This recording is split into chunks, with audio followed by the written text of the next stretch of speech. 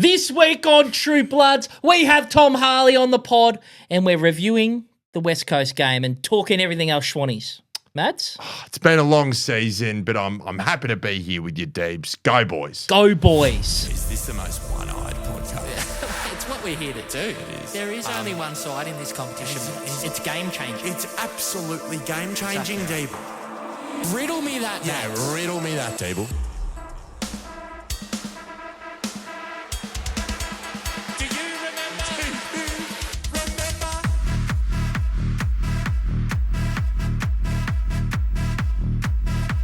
It's what we're here to do. This is True Bloods, the number one independent Sydney Swans fan podcast, and we are back in the AFL Today studio to talk about the win over the West Coast and everything else Sydney Swans. We've got an interview with the CEO, Tom Harley, and I've also got the second best thing, or as good as Tom Harley, I'm not too sure. Let's put him on the same level. Madison Clark, my co-host. I'd back myself in. It's hard to get better than Harles. It is. I don't It's hard to even match Harles. It is. Really hard. You know, we've already done the interview, obviously. We have. It's a pretty easy. He made it out like it's a process, but God, it would be pretty easy to tap Tom on the. You know his bona fides from talking to him, right?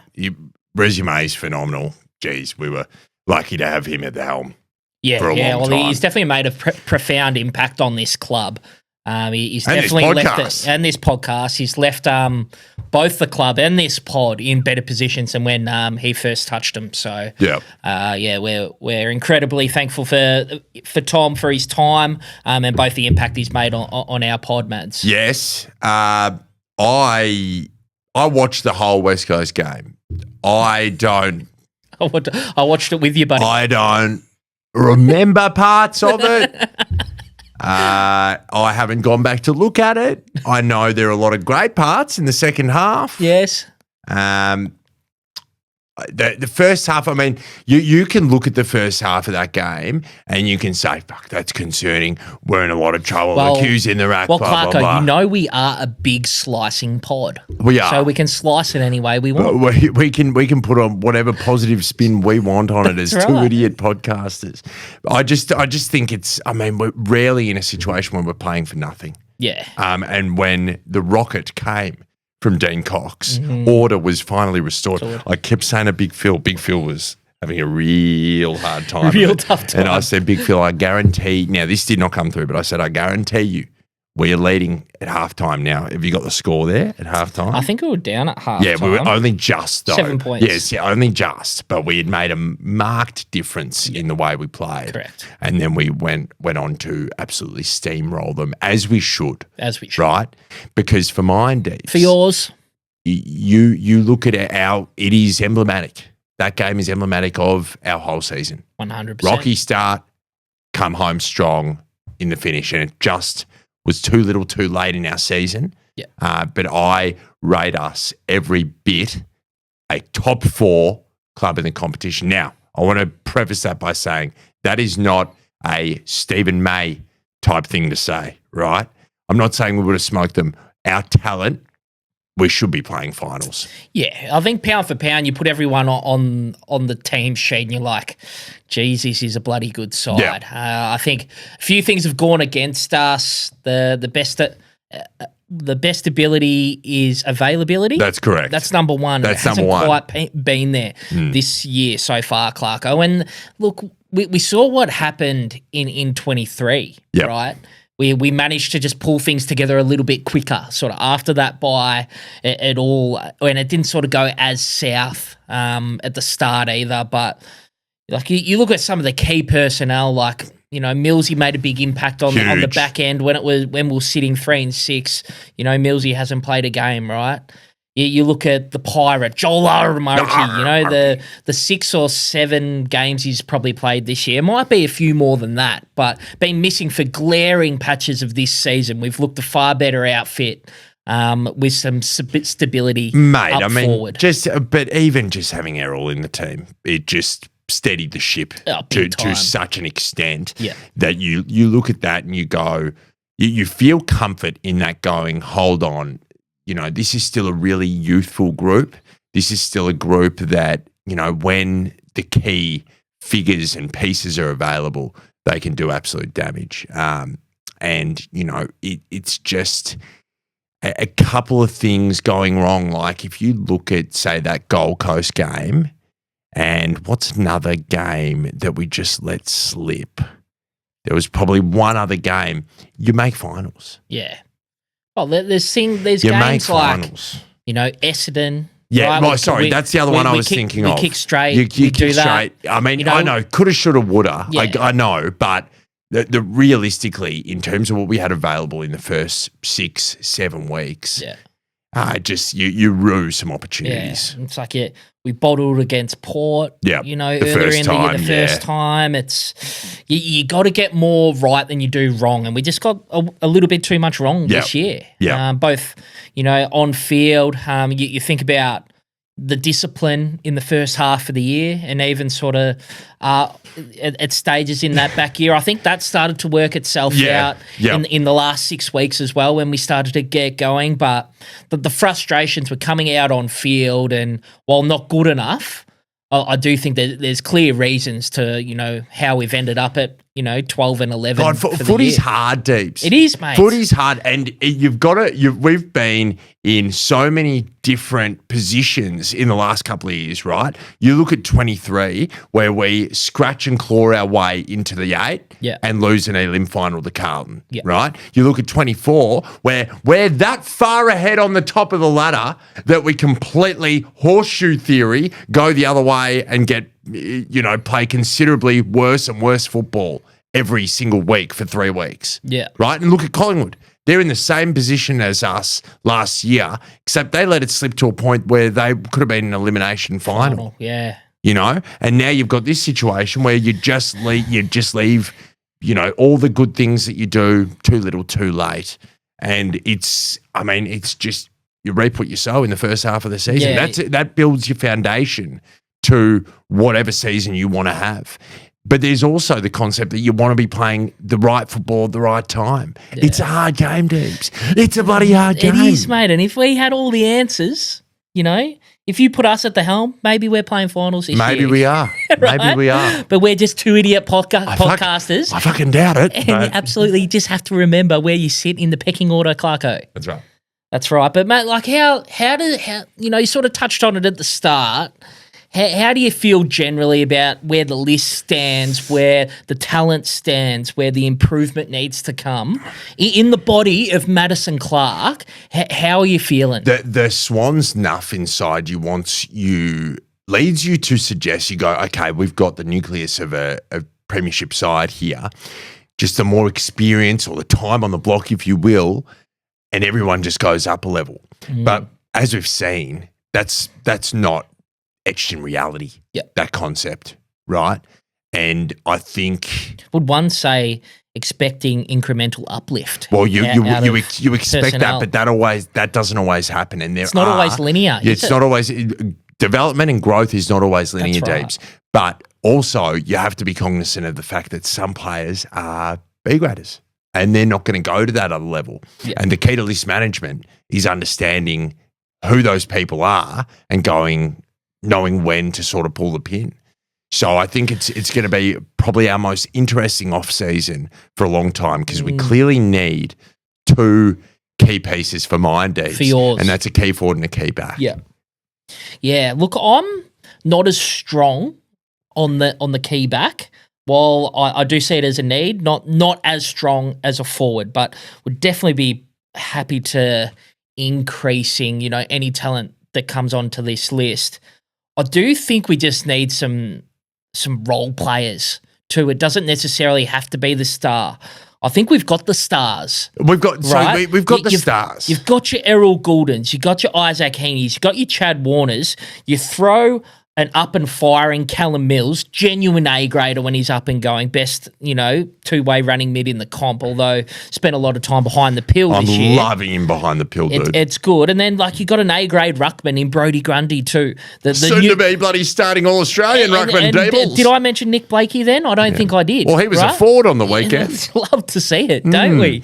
He definitely provided a factor up there, but the genuine talent that you need to win games of footy is there. You can't say that about every side in this competition, right? That is 100% there. They're locked away on long-term contracts, right?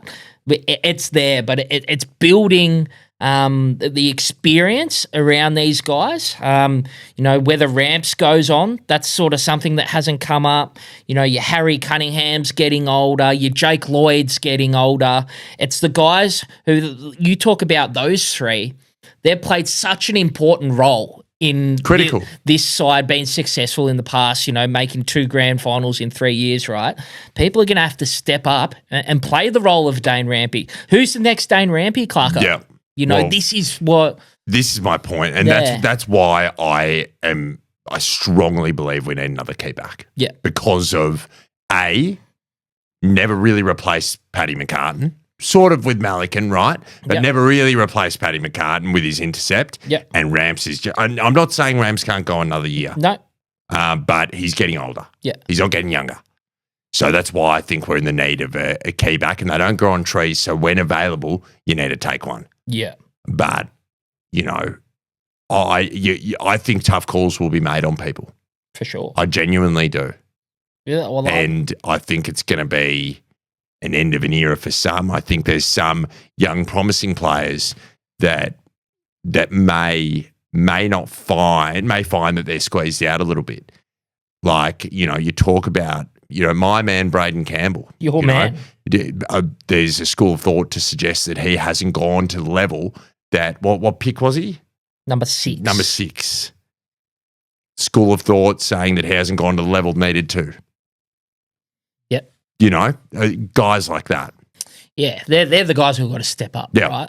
And, does that come down to where they're being played in this side? How much can you expect out of, a half forward, et cetera, et cetera? But then, you take off your Sydney hat, right? And you're like, who are the best forwards in the competition? You go to a Toby Green, you get that sort of impact. And it's like, that's the type of output that you can get from a half forward. Yep. People put Braden Campbell into this category, he's been played out of position, etc. That's why we're not seeing the best of him, where if you're up to the level, you can be as good as, some of the players in the competition. Yeah, for sure. I think the key issue is still the depth piece for mine, Deebs. For yours? Because if you look at, say, a Western Bulldogs, right? Yep. Elite forward, elite mid, and defence is Swiss cheese, Deebs. Yeah. That is a porous back 6. That has more holes in it. I can't even think of an analogy, Deebles. Swiss cheese? Well, I already said Swiss cheese. But, that is a far from a perfect list. And guess what? They're not going to be playing finals. But they're so stacked midfield. I just think we're a little bit better spread across the ground. For sure. I think we've got superstars at every point. What happens with Logan McDonald, right? Interesting one, isn't it? What happens with a Hayden McLean, a Peter Laddams? What happens with a Jake Lloyd? Yeah. And how do you replenish the talent in the twos so that you're building and developing a really, really solid foundation to a list that isn't going to be so hampered when there's an injury, that there's somebody that can come in and play a role. For sure. And now I think we've seen nearly in the past couple of years with the VFL not being as strong as it once was, when we made finals last year, there was no, that it plays a big role being able to get your injured players through a game, get some experience, some work into their body at the crucial parts of the year. So it's definitely a part of the overall picture that you have to look at is the development of the VFL and the guys coming through there. Because I'm not sure if we touched on it last week, but I've got concerns about the way players have been coming on in our VFL ranks, and some guys who have,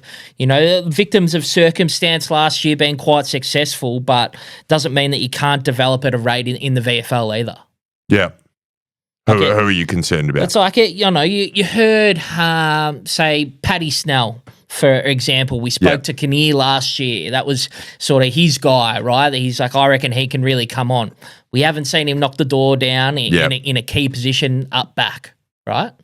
Up back. Down nice. back. Really good. Yes. Had to work it in there, Had to work it in. Oh, deliberate, was it? That's right, down back.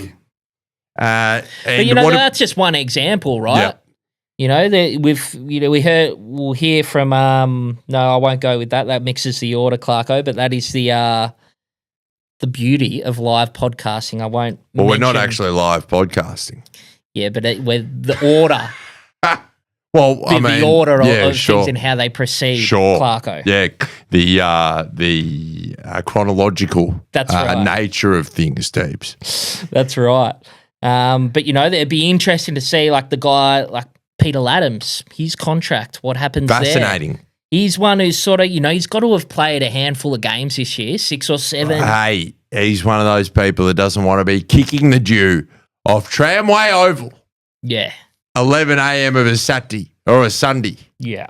Right? You're kicking the dew off Tramway Oval would get old at a point, Deebs. For sure. Pretty bloody quickly, probably. I think it would. Especially when all your mates are out on the SCG. That's right. Holly Florent. Played the last 3 weeks. But out of favour. Yeah. You'd have to think and so. And hasn't, probably hasn't reached the heights that he's once been at. Yeah, but see, he's got the security of the contract, right? Correct. So he's got the 5 years. So it's a slightly different. No, but still, the question is, how do you improve? How do you improve from your ladder position now to next year? I think a real interesting discussion point is Jack Buller. Fascinating. Right? Kick 3 on the weekend. I just love the ability of a big power forward to be able to kick goals from, around the 50-metre arc. When he flushes them. It shouldn't be a lot to ask for. Yeah. It should be pretty basic. Yeah. For a power key That's forward. That's what you want. To kick a goal from 50 metres. That's right.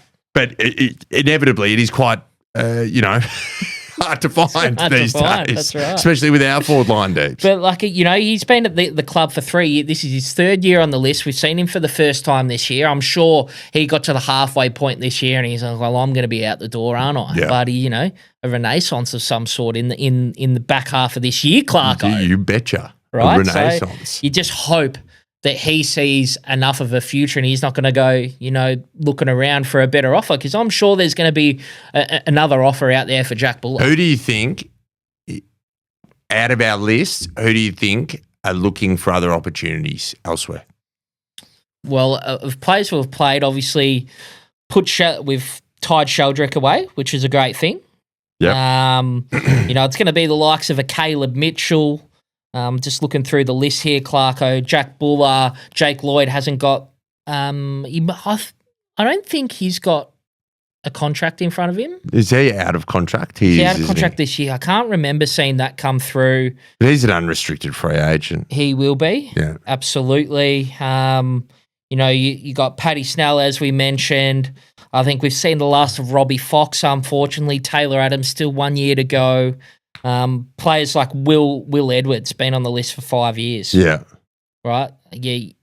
Key back. They're like, hasn't developed. There's a lot of these guys, and whether it's through course of their own, fault of their own, or, the club haven't been able to get it all together in that terms. I just think there's a few too many wavering around in that world of, not quite getting to the level. Yeah. Fascinating. It is, mate. It is. It bloody is, Clarko. It's been a long year. Good to finish on that note, but must be said, West Coast were pretty average. Was training drill like a great deal of it, but by foot, we were really moving the football nicely through the middle. We really started to get going in that second half. You heard Jared really start to pump up. This is the Swans of 2024. You know, you got to remember they were a grand final side last year, and you know that our A game really got going. You saw the centre clearance stuff, 3 clearances, 3 goals in that last quarter. Good to see Paps involved again. Paps involved. You know, I can't stress it enough. You cannot underestimate the importance of a big preseason, and you know, keeping the body fit and firing in that preseason to hit the ground running. Yep. And look, is it all about, you know, fit, like firing for round 1? No, but it's giving yourself the platform to launch into the back end of the year. And then it's about being able to do it in September at a high level as well. Yeah. You know, so it is. Well, we might jump into some speak pipes, Clarko. I'd love to. We reached out to the faithful, because this show is the faithful show. Well, it's not our show. It's not, buddy. It's never been our show. No. It's the faithful show. It's the faithful show, and we forgot the speak pipes last week, to be honest. And one of our favourites this year, he's been sensational. He's nearly the best on ground. He's been sensational. Brings a really creative nous element to this pod, Clarko, and that's Jakey at the Fern. Go, boys. So let's hear from Jakey.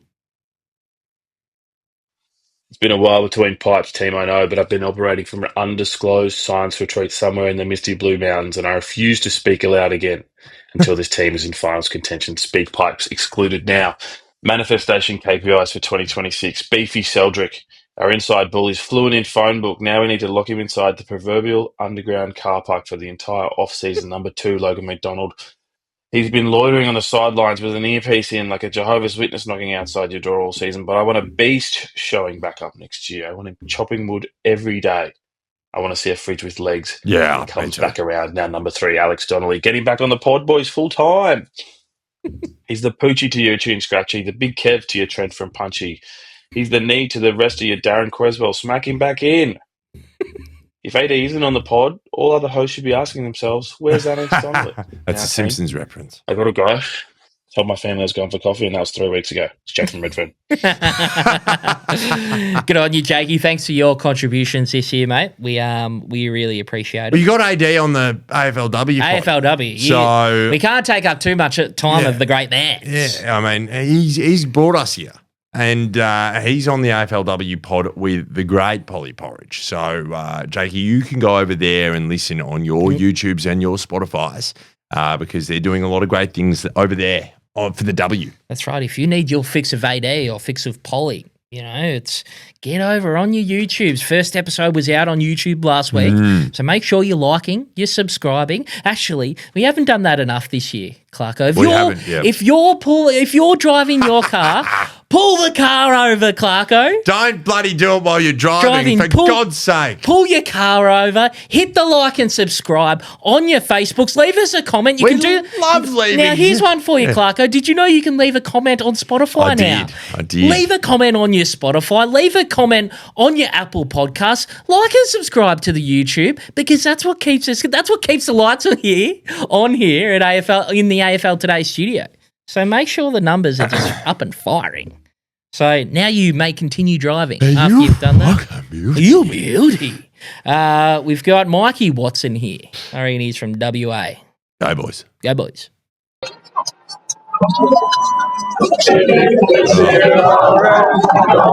Rough stuff.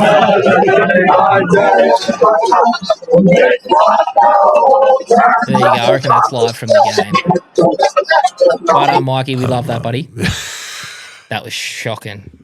We should really vet these, shouldn't we? Well, it's a bit late now. Ali, her back. Yeah, hit me. Hook it to my veins. The first one, post-game. Haven't heard him. All right. Oh, we got two. All right. Here we go, Ali. Last one. True Bloods and Faithful. How good was that win last night? Sydney Swans versus the West Coast Weagles, I call them. Weagles, the West Coast Weagles, 51 points. Sydney Swans men's team, 118. Now it's the trade period. What you think, Deebs and Mads, for you, Mads and Clark, what do you think of what I sent you today? And yeah, those Player stats. Yeah, he sent me a lot of player The stats. wussy boys. We hate the wussy boys. We hate the wussy boys. We hate the wussy boys. We hate the wussy boys. We hate the wussy boys. We hate the wussy boys. We hate the wussy It's boys. hypnotic. Deebs and Mads. Now it's time to go very nasty in the trade period for this year, 2025. Mads, and get Charlie Curnow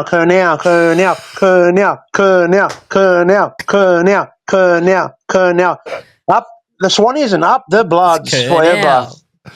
Yes, Ali. Kurnow's the move. I've been so there's a bloke at work, big Carlton supporter, Daniel Begala. He's also big in your Supercoach community. Sure. Tragic Carlton supporter, and I said to him today, I said we were sort of shooting each other mock trade ideas. Yes. Over teams or more. I sort of said to him, he said, well, he did the standard Carlton thing where it's, oh, well, you can start with Errol.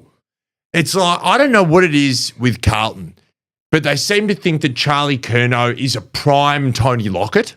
Yes. Or a 2008 Buddy Franklin that you just need to give all your superstars for to get him. I've got news for you. He can't really jump. Okay? So it's not going to be Errol. It's not going to be Warner. It's not going to be Heaney. How about we start with a Peter Adams? That's right. How about we start with a Peter Adams? And how about we look at maybe a first round pick? I reckon that gets it done. I don't reckon we keep talking about Errol because I think you may be overrating him a little bit, just a little bit, Just a little bit. Well, just it's always the same thing. Let's start with Errol. Of course not. And it's like, you can say whatever you like. Oh, he wants to stay. So did Dan Houston. So did Jordan Dawson. They said they weren't moving. Yeah, there's been a few over the time. It means nothing. And if he doesn't want to be there, you're not going to hold him. You're going to let him go. Just letting you know. And it's not going to be Errol. That's right. Enough. All right, Sammy from Hornsby. Big Sammy. Mads, Deebs, faithful, Sammy from Hornsby here. Just wanted to leave a quick speak pipe talking about the one, the only, the future captain of the Sydney Swans football side, Errol Goulden. My God, how good was he? And I'm not talking about in the game, although he was fantastic. 2 goals, 36 touches, and a 60-meter bullet past a lizard that will You go there, down Sam? as one of the Sam. I am talking about his Have we lost post-game you? interview with Fox Footy. We've lost him. Gee. That's all right. I think he was going to go on to talk about Errol's post-match presser. Very good. It was good. Really good to hear. It hits you in the feels of vulnerability. How they should be feeling. Vulnerability, probably the fourth most important ability. Right. Well, do we need a True Bloods ability board? Have you got a whiteboard, Alessi? Yeah, we'll whack it up on the board. Yeah, because I'm getting very confused. There's a lot of them, Clark. I've got it roughly in my head. Sure, but yeah, I think we need to write it down.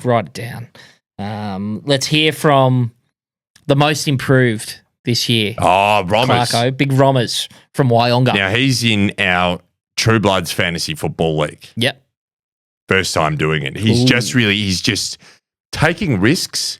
And just saying yes to things. Yes. And he's been fantastic on the speak pipe. So well done, Rommers. Let's hear from Rommers. Here we go.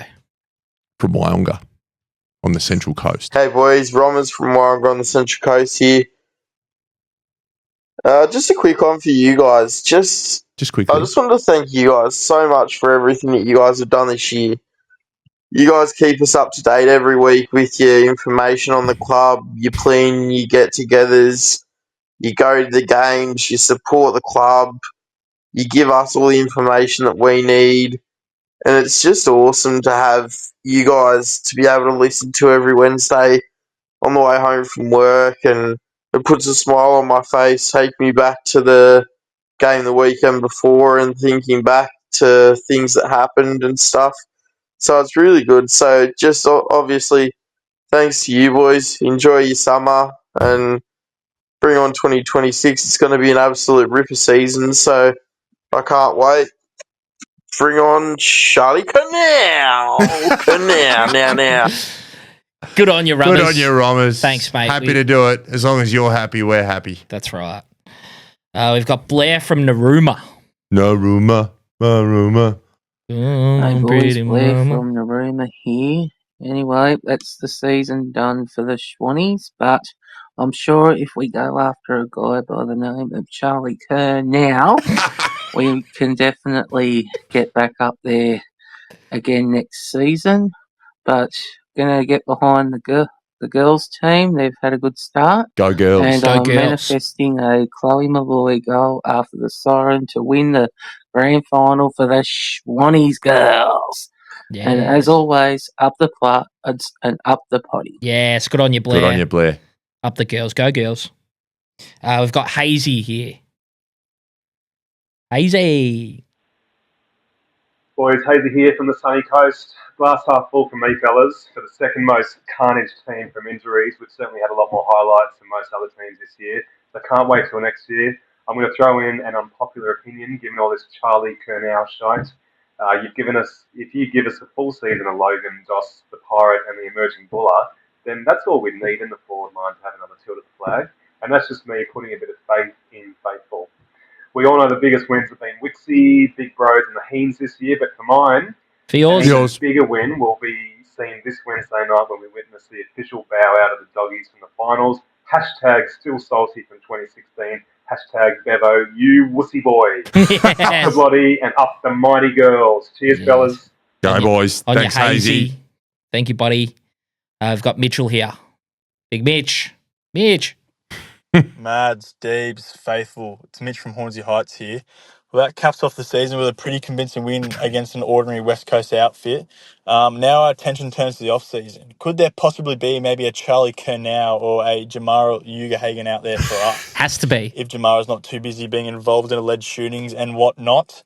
Or even maybe a Leo Barry star type defender out there for the Swannies. Could be. But boys, I don't know, personally for mine, For yours? there's a couple more issues going on at the Swannies with depth between the twos Magoos to the first team. I think that's been a big issue for us all year, but that's a story for another day. Boys, I love the potty this year. Hopefully there's a couple of doozies out there for us at the Kilbelly Hotel in the near future. Has to be. Up the bloods, but most importantly, up the bloody. Yes. How good's up the bloody? Up the bloody. We can build on that. Did you listen to Fireball on Monday? Yes. It's good after the Guts Up Cup. The Guts Up Cup. That's right. Kingy's getting cop it from us. If and when Brody makes all is Australian. the starting ruckman, he'll find a way to weasel out of it. He'll say, no, that was just based on how they were playing then. No, A lot's changed. I agree with that. He'll mark my words. Yeah. He will do that, but it'll be satisfying. It will be. Yeah. If he was starting ruck, you reckon he's going to be the starting ruck? I had them side by side today. Yeah. Comparison, him and Gorn. Yep. I reckon you could make a strong case for Grundy. Sure. Flip the coin stuff? Yeah, Or- pretty similar. As you say, more marks to Gorn. Yeah. More clearances for our man. That's right. And to round us out for the year on the Speak Pipes, we've got Cyril Eilert as in pilot. That's right. Mads, Deebs, Faithful, a husky Cyril from Baronia here. I've been telling myself this is the year we had to have. I didn't want us just going through again and getting spanked. Yes. I think we needed to one step backwards and a big jump forward next year. Genuinely believe we'll be top two. Keen as for trade period. Happy that Millsy's got some trust back in his body. Heens and Broad's all Australian. We found out a bit about Gussie in our list and Jack Buller and a few others this year. Got some apprenticeships underway. And I want us to be ruthless in the off-season and then go whack next year.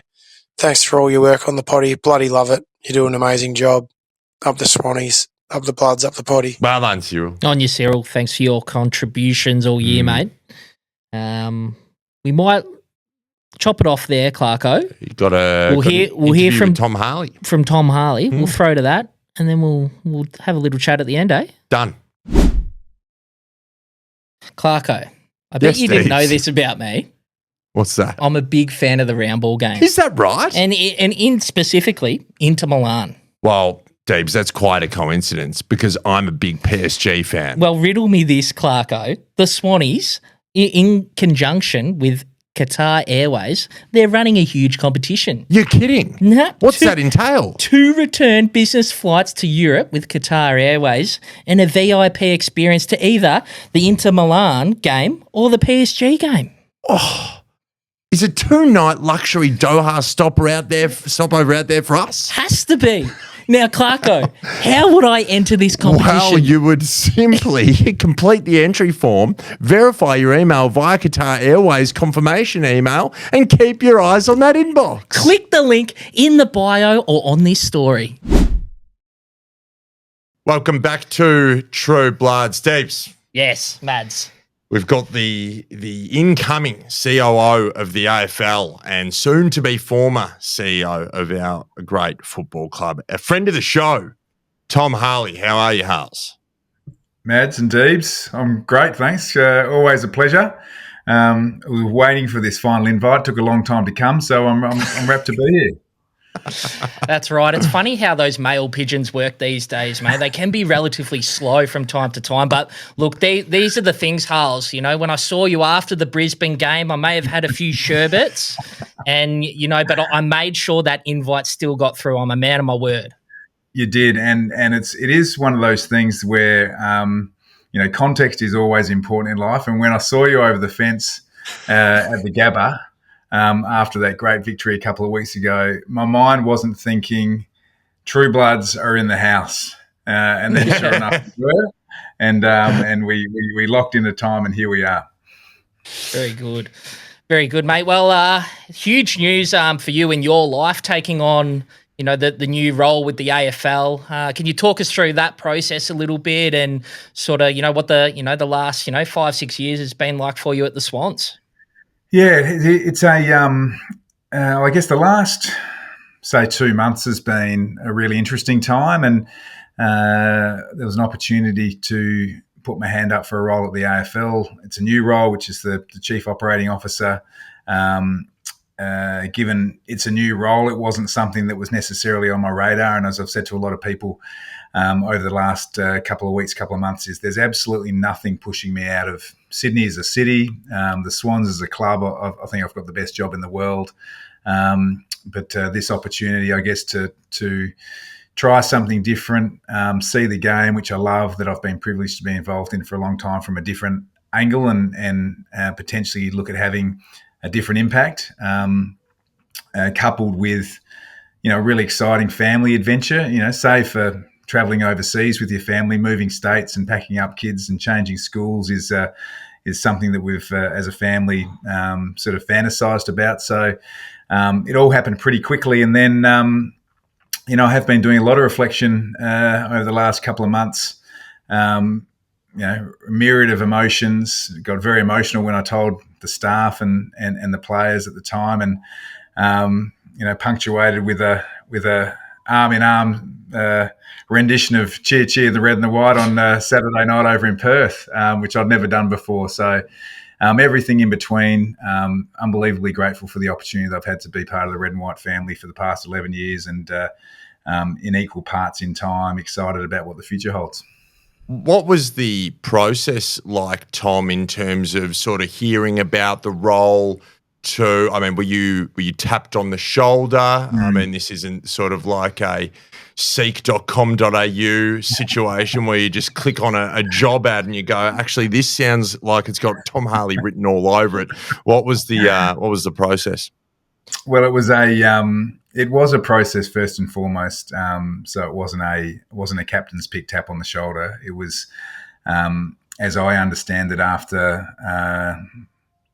I guess Andrew Dillon, with, by that stage, let's say 18 months in the chair, feedback from the clubs, him understanding his team and how he wants it to look in the future, that they designed the role, a chief operating officer.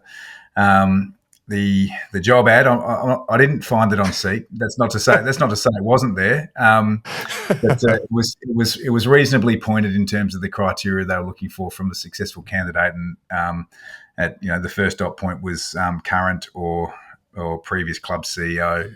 So the field gets narrowed pretty quickly. Tick. Yeah, and then it was okay. Well,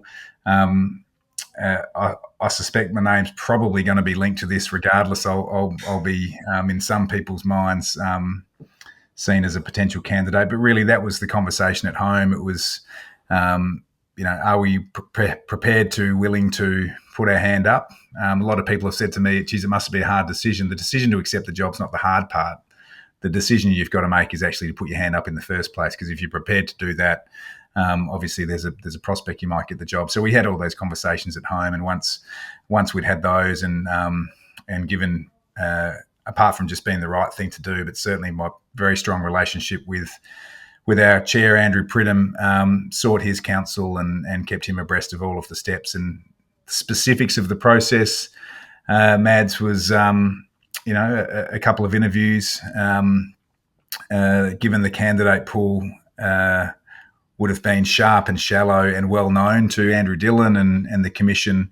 It wasn't the full forensic psych profile. We'd all been through that in previous roles. Sure. So it was really, how do you see the game? Where do you see yourself fitting in? What sort of impact do you think you might be able to have? Yeah. And it all happened, I've got to say, pretty quickly. Sure. Well, but I mean, I guess based on that, are there things about when you sort of put your hand up to say, hey, I want to do this? Are there things about the game, any sort of glaring issue that you think, hey, I've got an idea of what I can do to fix that and make the game better as a whole? Are there sort of key things that you look at and go, I can really make a quick impact here? Yeah, not as specific as that, Mads. It's and I don't want to sound glib about this, but I've been involved in the game since I was 3 or 4 years old. I remember watching my old man play amateur footy back in Adelaide, and loved it as a kid, as a fan, and then played junior footy and was drafted at 18 and have been involved in the AFL competition ever since. Coming up to 3 decades. And I've seen some amazing on-field highs and experienced some amazing on-field lows. But I guess one of the things, and I've had this conversation with you guys before, but one of the things that that's had a profound impact on me, certainly over the last probably, if I'm really honest, probably since COVID, is just the impact that it can have on lives and the positive impact the game can have on lives. And therefore, if you're involved in leadership positions, that's a real privilege. And so I view my involvement in the game as merely a custodian for a point in time. And if I can contribute to broadening and deepening that impact outside of just a club and across the competition and the country and the community, that was what ultimately excited me about the role. So it wasn't contrary to probably what a lot of people think. Hey, geez, the AFL need to pull their socks up here, and they need to get that right, and they got to get rid of the bounce, and we need a twilight grand final. It wasn't those sorts of things. There's been other people in other positions that have been bringing them to the table. Yeah, so it wasn't the specifics. I'm a consumer of news. I hear all of that commentary, but as I say, I like to work towards. I guess, bigger picture things and just the impact that the game can have on community at every level. And I feel equally, I wouldn't have put my hand up if I didn't think that I had an experience set and a skill set to do the job well. And as I said, born and bred in South Australia, drafted Port Adelaide superstar. Port Adelaide. I get the past player text messages and wonder whether they've got the wrong number. But I, without sounding silly about it, was part of an expansion club, played for a big Victorian club, albeit not in Melbourne, and have spent the last 16 years of my life in Sydney. And so, I've moonlighted as a commentator, sat on the Players Association board. I feel it's a well-rounded CV to make a contribution. For sure. Well, a very smart man once told me, Tom, that you can't beat time at the block. And you've been at the block at the head of time on the block, and putting things in your kit bag as you go on through your career. And we've turned ourselves into a big kit bag pod, and we love to put things in our kit bag. And you've definitely done that over the years, and I'm sure I couldn't think of anyone more well-rounded in the game to sort of go into a big position at the AFL and take it by the horns and do it really well, mate. Well, just on that, is there anything that comes to mind in terms of things that you've put in your kit bag from your time at the Swans?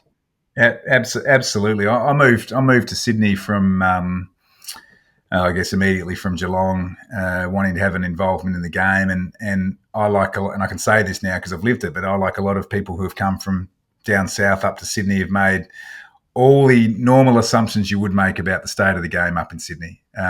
Swans are a powerhouse club, should have 100,000 members. Why don't they sell out all their games? There must be just rivers of gold coming through the talent pathways. All of those sorts of things that you sort of hear. But it's been a very humbling privilege to see the game in a development state. And so, I've been walking the times I've been at games, and might be supporters of opposition clubs to the Swans come up and say, "Oh, are you going to drop your Swans bias?" And I'm very quick to say, I'm driven to work for a pack.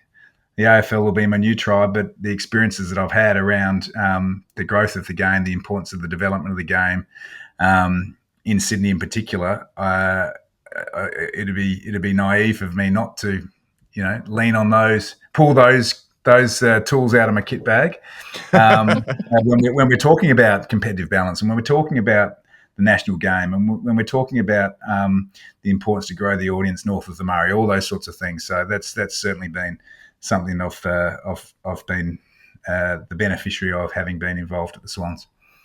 For sure. Now, Tom, 2025, not quite the year on field that I'm sure we're all looking for.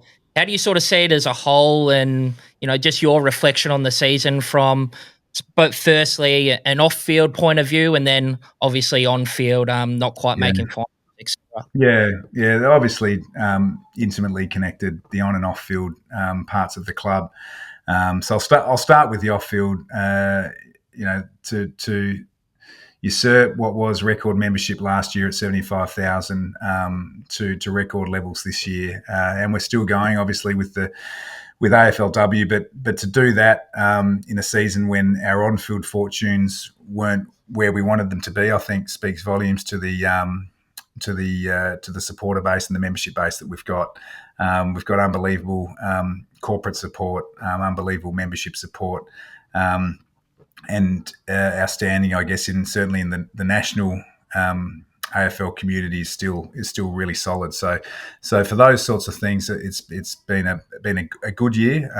There's obviously a bit of a halo impact from coming off consecutive years in finals and grand finals and the like. But off field has been a good year. On field, the reality is, I think Coxie hit the nail on the head when he delivered his press conference after the West Coast game, is as did Errol Goulden, mind you, after the game. We're not where we want to be. We always focus on the things that we can control. We can't control that now, other than to make sure that this 5-week head start that we've got on the eventual premiers, we make count. I've been involved in teams where they've made significant strides through the off-season in preparation for a pre-season to ensure they give themselves the best chance to hit the ground running, and that's absolutely the focus of our men's team at the moment. We had some undeniable challenges the first half of the year.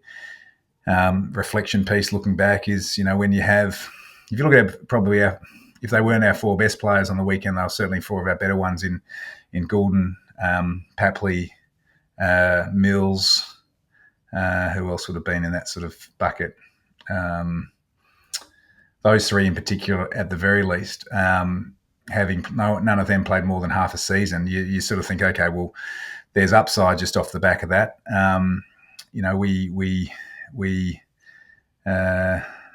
I think we didn't execute the way we would have liked. The impact of the grand final will always be a bit of an unknown.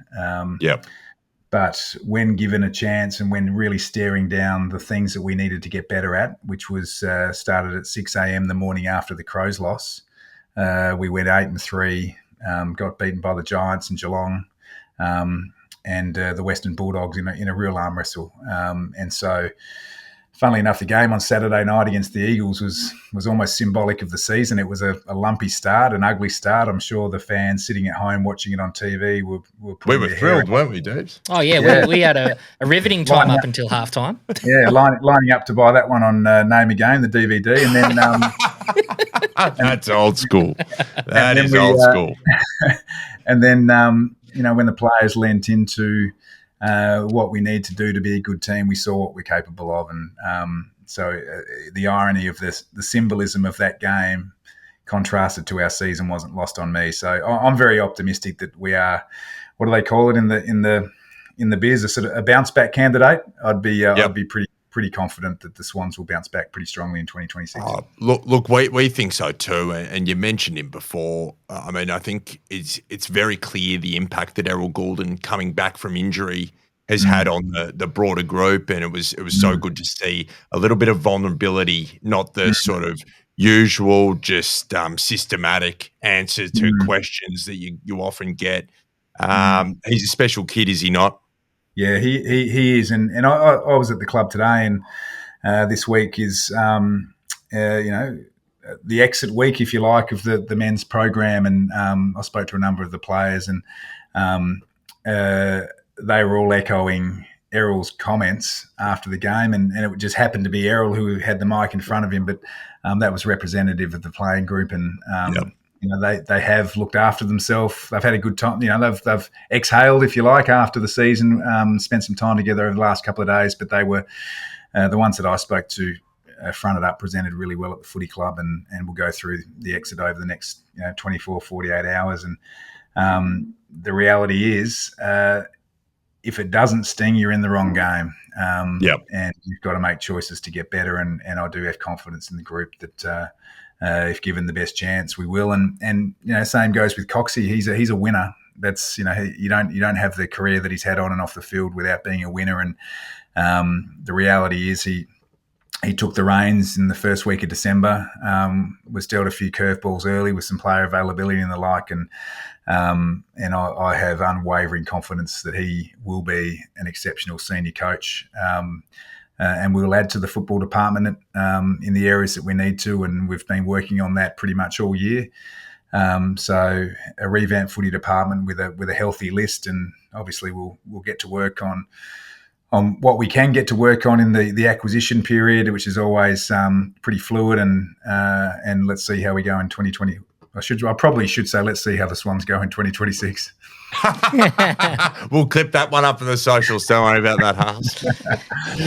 Yeah. Now, Tom, you are prone to giving us a little bit of gold from time to time, and you touched on it just quickly there in terms of, the list will be fluid in the off season, and we'll be looking to improve our list as we all are every off season. As you said, you've had your finger in a lot of places over your time. If with your educated AFL brain, where do you see our biggest needs as a broader list with the men's senior side? Well, I always parrot the senior coach knowing what he says in press conferences, and I think a couple of weeks ago he said we'd love a gun midfielder, a gun key defender, and a gun key forward just to add to the list.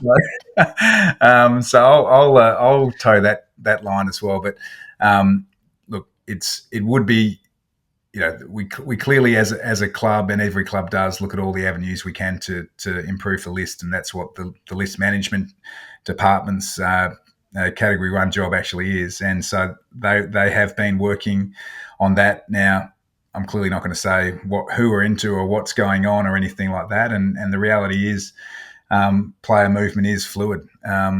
it's become more and more fluid, and I don't want to set any expectations on what it might look like, but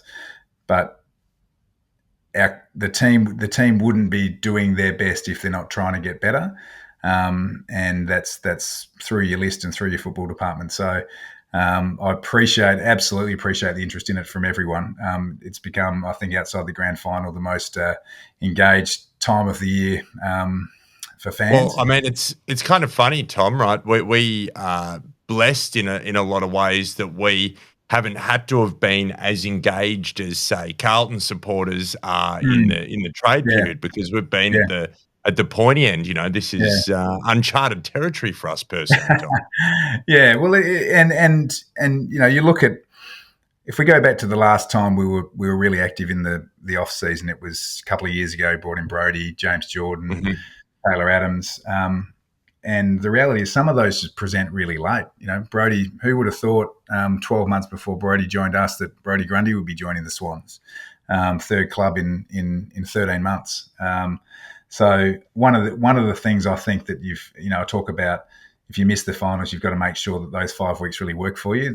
The focus moves, and this is clearly not to say that it hasn't been throughout the season, but we're not playing in a fortnight's time in the men's program. So all of the energies will be based on, well, what are we doing? What are we doing to get better? So, you know, I hear all the news and all the stories and all those sorts of things. Some are so far off the mark, and some, you know, maybe a bit closer.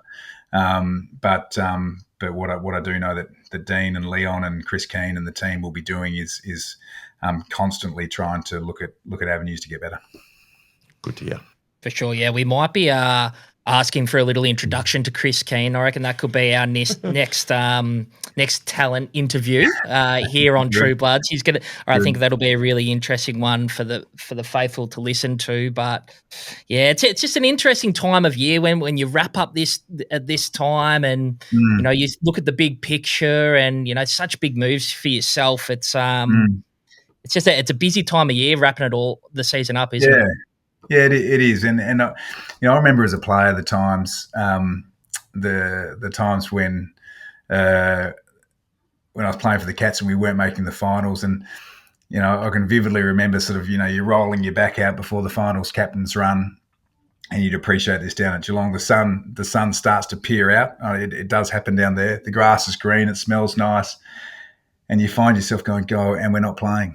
You know, and that's what, for Errol as an example. Errol's never not played finals. That's right. And so this is a new experience for him, and so you've got to make these experiences count. So from that point of view, it's different.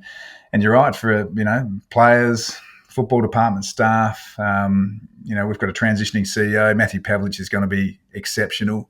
Brings, you know, wealth of football experience, and we'll see things differently as well. So it's the period of change in football in the AFL landscape. You know, I guess September, October, November. That was actually, I was going to touch on that next, in terms of, I guess, the process for Matthew Pavlich, because, you know, that's something, as per with our mighty Swannies. Nothing got leaked in any way, shape, or form. No one heard about it coming, and everyone knows that's a sign of a really great, cohesive club. But what was the process there? Was that someone you had an eye on for a while, Tom?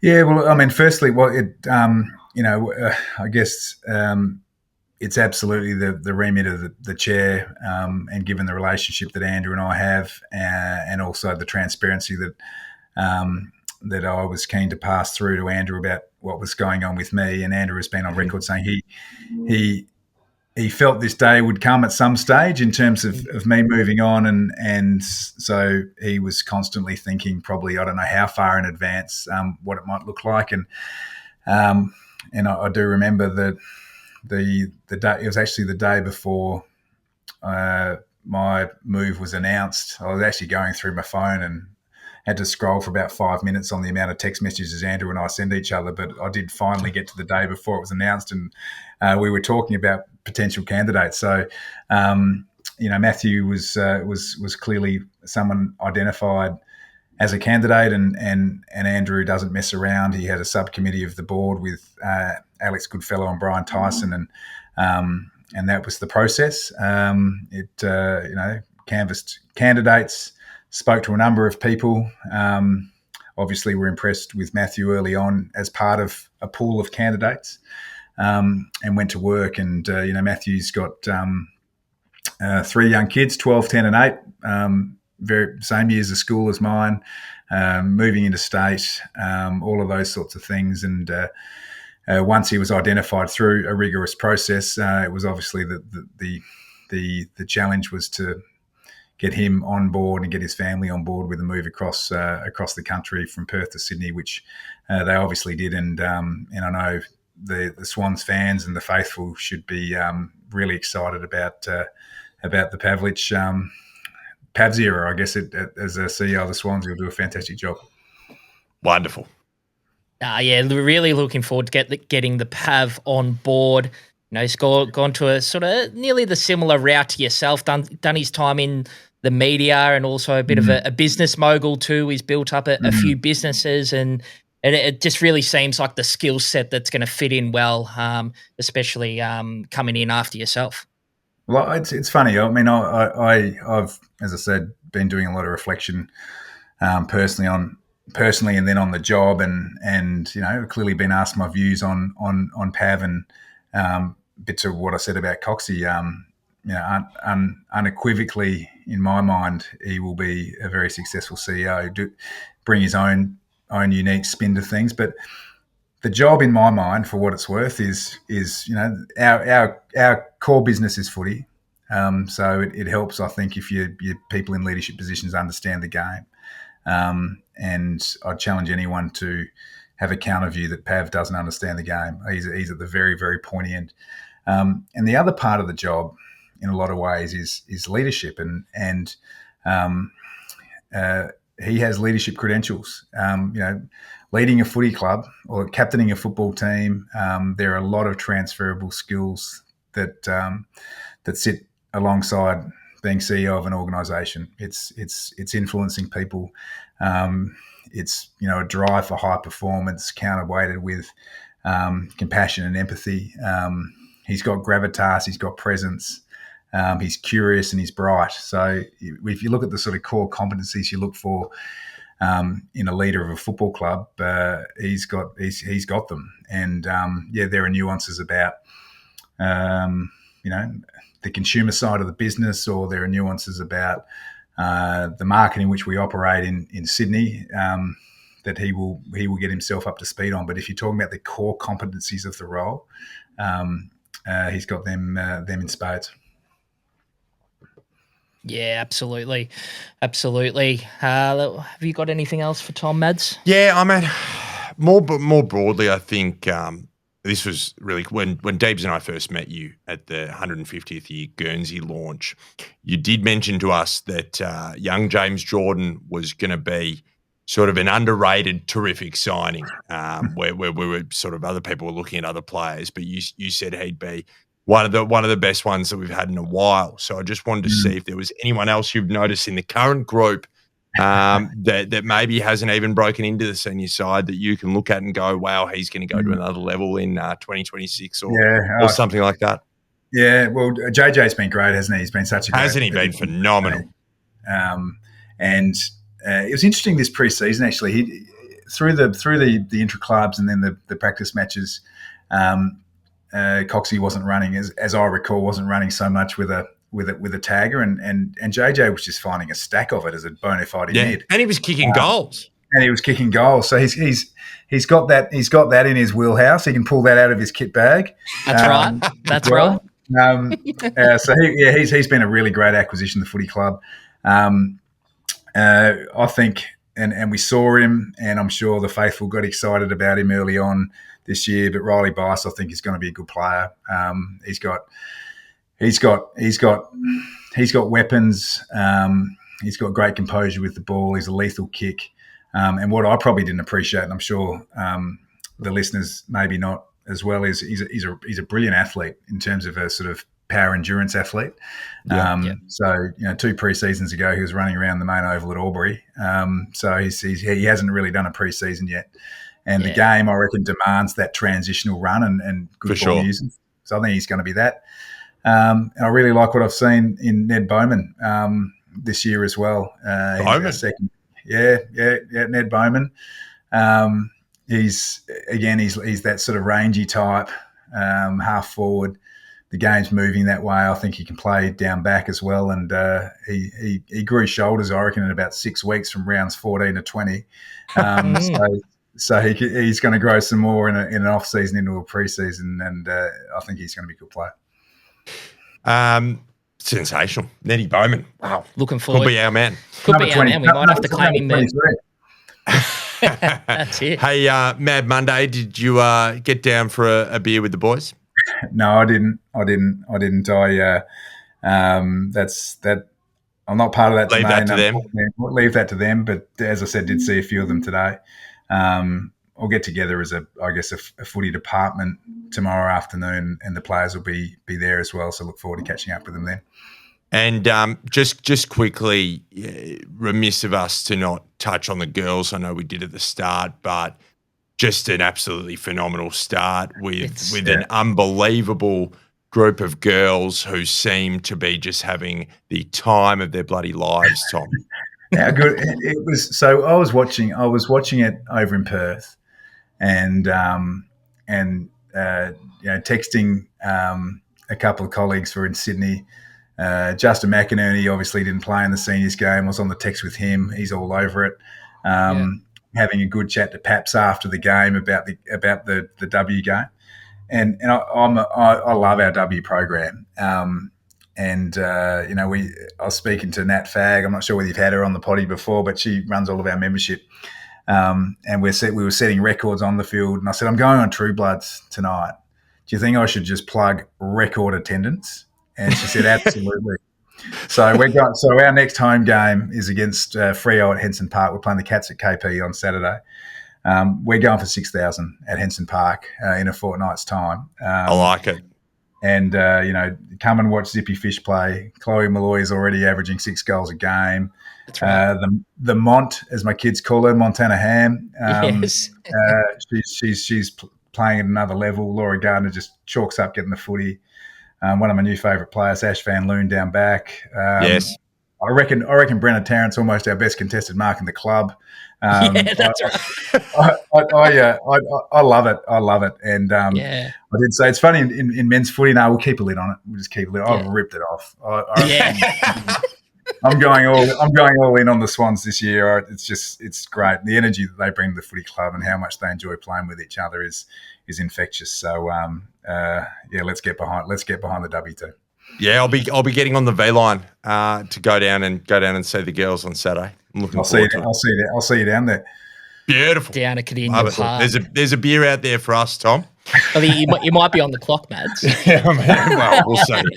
I reckon he's earned some free time. Hey, Tom, thank you for everything that you've done for our football club. It's obviously been a time in which we wish maybe a couple of things had gone a little bit differently, but by and large, it's been really, really exciting, and it's been sensational having you at the helm and having you as a mate and somebody who's willing to give us some access. So that's just been sensational, mate. Yeah, and I just want to second Mad's thoughts there. I think you've been a real connection piece for us through to the club and being able to bring the content through to our listeners and the broader Swans community as well, mate. So we can't thank you enough from here at True Bloods, mate, and I'm sure we'll cross paths in the future. But really heartfelt thank yous, mate. We really appreciate it.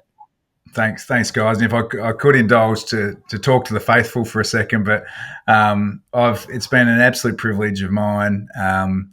It's funny, I was talking at the last home game that it'll end up being, if not on the day, very close to the day where I've spent my football life at 2 great clubs.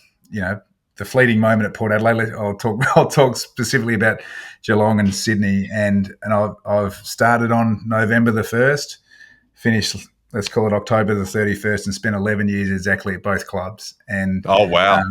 and it's been an absolute privileged experience. I've loved the connection that I've been able to have with our true believers and your faithful, and clearly moving into a different role and seeing the game from a different lens, but obviously a very big part of my heart is red and white.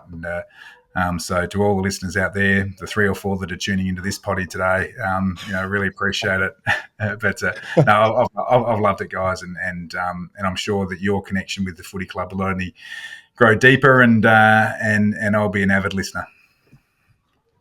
Love it, Tom. Thanks so much, mate.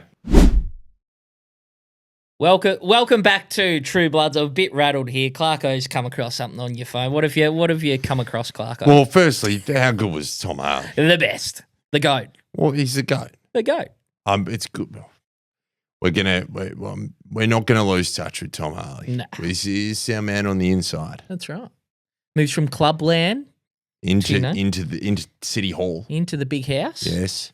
So now, this has been a worrying trend over the year. Yep. Paul Roos, premiership coach, 2005. Swannies legend. Swannies. Has been saying things that have been strange. Yes. This year. He sort of said we've lost our culture. Yep. We've lost our DNA. Now he's saying Chad Warner for Charlie Curnow. Curnow. That is just not right, Deebs. That's not correct. We hate it. We hate it. We hate it. That's right.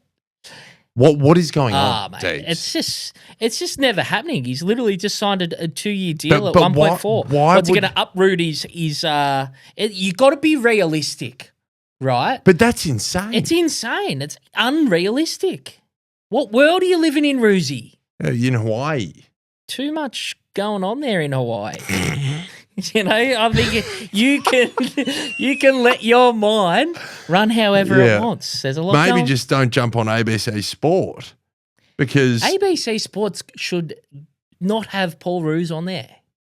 I'm just done with the ABC. I think. Yeah, you wouldn't. They're be not the part first. of. No, yeah, not done. I'm done with it. Yeah, sick of it. Hey, Deebs. It's been probably one of the most difficult seasons that we've had on this pod. For sure, mate. Coming off the highs of last year. And the terrifying highs and the sickening lows of last year. Yeah. But we, by any way you want to measure it, we thought we'd be up there again. And unfortunately, the footy gods had other ideas at the start of the season. They did. But as always, Faithful, it's been an absolute pleasure.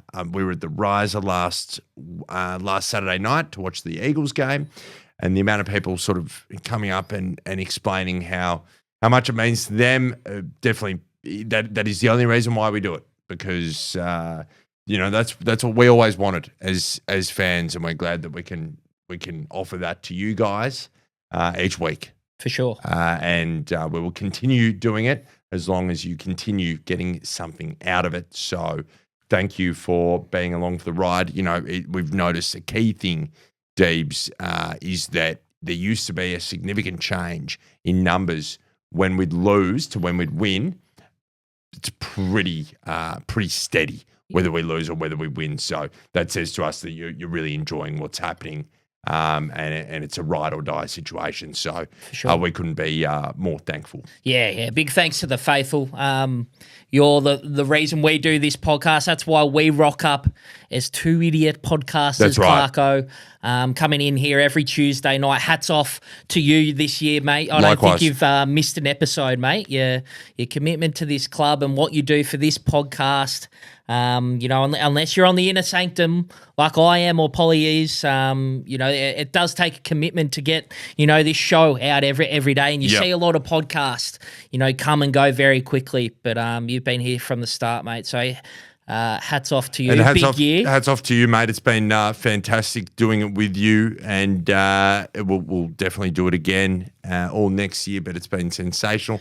Thank you to you, Alessi. It filled my heart seeing her cheering on the Swannies. Yeah, mate, she made her way down to the Rising Sun. Bit of a season send-off. It was great. She had a red and white scarf on and she was saying, "Go Swannies." And, she knew all the boys getting around. So, big thanks to you, Alessi. You've made a big difference to this show this year and we really appreciate all the work you put in for us, whether it's getting those clips out when we want them and, to the whole team here at AFL Today, and ACA, it's been great. NCA, I believe they call NCA, it. Yeah. The great news before. Fantastic. Thank you very much for having us. And look, this has been True Blood Stables. And we will remain the number one independent Sydney Swans fan podcast. We remain number one in your hearts and number one on the charts. We're speaking words of wisdom up the potty.